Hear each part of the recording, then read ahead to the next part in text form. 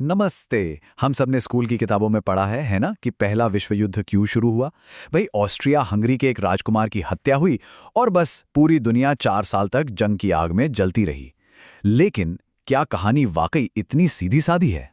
तो चलिए आज इसी सवाल की जड़ तक पहुंचते हैं। क्या सच में एक गोली में इतनी ताकत हो सकती है कि वो करोड़ों लोगों की जान ले ले?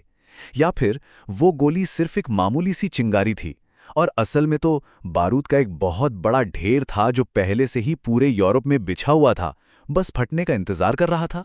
ठीक है, तो सबसे पहले बात करते हैं उस चिंगारी की। मतलब वो घटना जिसके बारे में हम सब जानते हैं, जिसने ऑफिशियली इस जंग को शुरू किया। तारीख थी 28 जून 1914। जगह साराजेवो। ऑस्ट्रिया हंगरी के राजकुमार फ्रांस फर्डिनेंड अपनी पत्नी के साथ शहर के दौरे पर निकले थे। सुबह के 10 बजे उनकी कार पर एक बम फेंका जाता है, लेकिन निशाना चूक जाता है। वो बच जाते हैं। हमले से परेशान होकर वो अपने सारे प्रोग्राम कैंसिल कर देते हैं और फैसला करते हैं कि वो बम से घायल हुए लोगों से मिलने अस्पताल जाएंगे। लेकिन देखिए, किस्मत का खेल। अस्पताल जाते वक्त उनके ड्राइवर से गलती हो जाती है। वो एक गलत मोड़ ले लेता है और जैसे ही वो गाड़ी को बैक कर रहा होता है, गाड़ी ठीक ठीक उसी जगह आकर रुक जाती है जहां 19 साल का एक और हत्यारा गैव्रिला प्रिंसिप खड़ा था। बस पलक झपकते ही गोलियां चल गईं। तो ये प्रिंसिप कौन था और उसने ऐसा क्यों किया? देखिए, उसका मकसद बिल्कुल साफ था। वो एक राष्ट्रवादी था। वो चाहता था कि बोस्निया ऑस्ट्रिया हंगरी साम्राज्य की गुलामी से आज़ाद हो और सभी साउथ स्लाव लोग मिलकर अपना एक देश बनाएं, जिसे बाद में युगोस्लाविया कहा गया। तो ये हत्या, कह सकते हैं, आज़ादी के लिए एक हिंसक पुकार थी। और यहीं पे सबसे जरूरी बात आती है। ये हत्या, ये युद्ध की वजह नहीं थी। नहीं, ये तो सिर्फ वो माचिस की तीली थी जिसने उस बारूद के पहाड़ में आग लगा दी जो पहले से सुलग रहा था। तो असली कहानी इस हत्या की नहीं बल्कि उस बारूद की है। तो चलिए अब उस बारूद के ढेर को जरा करीब से देखते हैं। आखिर वो क्या वजहें थीं? असल में 4 बड़ी वजहें थीं जिन्होंने पूरे यूरोप को एक ऐसे ज्वालामुखी पर बिठा दिया था जो बस फटने को तैयार था। सबसे पहली और बड़ी वजह थी राष्ट्रवाद। और ये वो वाली देशभक्ति नहीं है जो हम सब महसूस करते हैं। नहीं, ये एक तरह का आक्रामक, अंधा राष्ट्रवाद था। ये एक ऐसी सोच थी कि भाई, हमारा देश, हमारी नस्ल ही दुनिया में सबसे ऊपर है और बाकी सब हमसे नीचे हैं। और उस जमाने के राजा महाराजा इसी भावना को हवा देते थे ताकि आम लोगों को जंग के नाम पर भड़काया जा सके। दूसरी वजह थी साम्राज्यवाद। मतलब ज्यादा से ज्यादा देशों पर कब्जा करने की होड़। यूरोप के जो बड़े बड़े देश थे वो अफ्रीका और एशिया में अपनी कॉलोनियां बना रहे थे। क्यों? सीधी सी बात है, वहां के संसाधन लूटने थे, वहां के लोगों से सस्ती मजदूरी करवानी थी और अपनी ताकत का परचम लहराना था। ये एक अंधी दौड़ थी जिसमें हर कोई दूसरे को पछाड़ना चाहता था। अब जब इतनी कॉलोनियां बनानी हैं तो जाहिर है ताकतवर सेना भी चाहिए। और यहीं से आती है तीसरी वजह, सैन्यवाद। मतलब हथियारों की दौड़। अपने साम्राज्य को बढ़ाने और बचाने के लिए इन देशों ने अपनी मिलिट्री पर पानी की तरह पैसा बहाना शुरू कर दिया। सोचिए, 1870 से 1914 के बीच इन बड़े देशों का मिलिट्री पर खर्चा 4 गुना बढ़ गया था। हर कोई एक दूसरे से ज्यादा खतरनाक हथियार बनाने में लगा हुआ था। और चौथी, और शायद सबसे खतरनाक वजह थी, ये सारे गठबंधन। उस वक्त यूरोप के देशों ने आपस में खुफिया संधियां कर रखी थी। एक तरफ थे जर्मनी, ऑस्ट्रिया हंगरी और इटली। दूसरी तरफ थे फ्रांस, ब्रिटेन और रूस। और इन संधियों का मतलब बहुत सीधा था।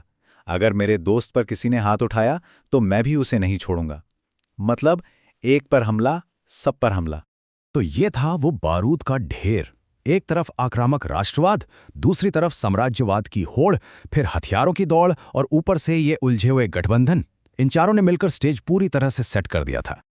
लेकिन रुकिए, कहानी में एक और बहुत ही दिलचस्प मोड़ है। इन सारी बड़ी बड़ी राजनीतिक वजहों के पीछे ना एक पर्सनल कहानी भी छिपी है। यह सिर्फ देशों की जंग नहीं थी, ये एक परिवार का झगड़ा भी था। जरा सोचिए, जर्मनी का शासक काइसर विल्हेम, ब्रिटेन का राजा किंग जॉर्ज पंचम और रूस का जार निकोलस द्वितीय। ये तीनों कौन थे? ये तीनों फर्स्ट कजन थे, सगे चचेरे भाई। जी हां, आपने सही सुना। उस वक्त के 3 सबसे बड़े दुश्मन असल में एक ही खानदान के थे। तो एक तरह से कह सकते हैं कि पहला विश्व युद्ध असल में एक शाही गेम ऑफ थ्रोन्स था। एक ऐसा पारिवारिक झगड़ा जिसमें इन राजाओं ने अपनी ईगो और ताकत के लिए करोड़ों आम लोगों की जिंदगी को दांव पर लगा दिया था। तो अब जब हम ये सारी बातें समझ गए हैं तो चलिए वापस चलते हैं उसे गोली पर और देखते हैं कि कैसे इन गठबंधनों के जाल ने एक मामूली सी हत्या को एक भयानक विश्व युद्ध में बदल दिया। देखिए ये कैसे हुआ, एकदम डोमिनो की तरह। ऑस्ट्रिया हंगरी ने सर्बिया पर हमला किया, सर्बिया का बड़ा भाई रूस उसे बचाने आ गया। अब ऑस्ट्रिया हंगरी का दोस्त जर्मनी रूस के खिलाफ खड़ा हो गया। जर्मनी को देखकर रूस का दोस्त फ्रांस मैदान में कूद पड़ा।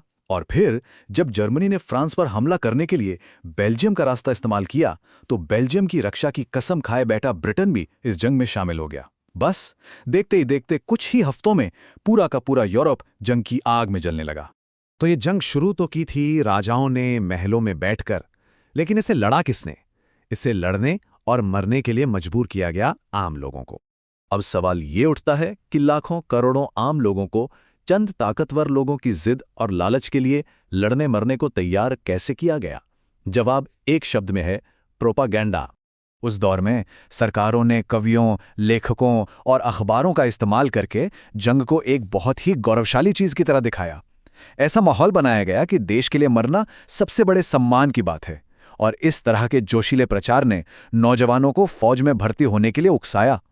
लेकिन जंग की हकीकत वो इन कविताओं से बहुत अलग, बहुत ज्यादा भयानक थी। विल्फ्रेड ओवेन जैसे सैनिक जो खुद जंग लड़ रहे थे, उन्होंने अपनी कविताओं में असली तस्वीर दिखाई। खाइयों की गंदगी, जहरीली गैस से घुटते हुए लोग और हर तरफ सिर्फ मौत।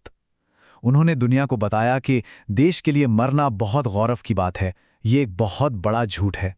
और इस बात का सबसे बड़ा सबूत कि आम सैनिकों की आपस में कोई दुश्मनी नहीं थी, वो 1914 का मशहूर क्रिसमस ट्रूस है। सोचिए, क्रिसमस के दिन दोनों तरफ के ब्रिटिश और जर्मन सैनिक अपनी अपनी खाइयों से बाहर निकले, एक दूसरे को तोहफे दिए, साथ में गाना गाया और यहाँ तक कि फुटबॉल भी खेला। वो दुश्मन नहीं थे। लेकिन उनके अफसरों को ये दोस्ती मंजूर नहीं थी। उन्होंने वापस लड़ने का हुक्म दिया और आखिर में इस जंग का नतीजा क्या निकला? 2 करोड़ से ज्यादा मौतें, सैनिक और आम नागरिक मिलाकर। यह सब उन कुछ राजाओं की जिद और डिप्लोमेसी के फेल होने का नतीजा था।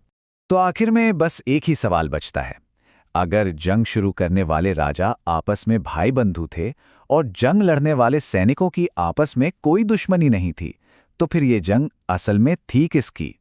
इस पर सोचिएगा जरूर।